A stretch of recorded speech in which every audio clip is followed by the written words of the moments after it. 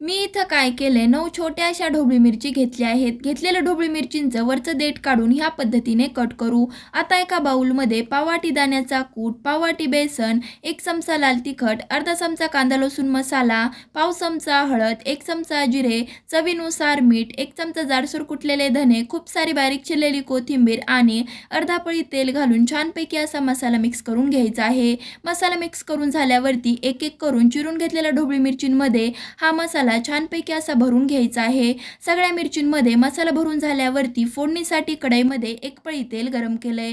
तेल चांगलं असं गरम झाल्यावरती 1 चमचा मोहरी, 7 ते 8 कढीपत्त्याची पाने आणि ज्या आपण मगाशी भरून घेतलेल्या ढोबळी मिरची होत्या ना, त्या उरलेल्या मसाल्यासहित घालून 2 ते 3 मिनिटं परतवून घेऊ. 2 ते 3 मिनिटानंतर झाकण ठेवून वाफेवरती भाजी शिजवून घ्यायची आहे. मस्त अशी एकही थेंब पाण्याचा वापर न करता भरली ढोबळी मिरची तयार. ट्राय करा. लाईक, शेअर, सबस्क्राईब नक्कीच करा.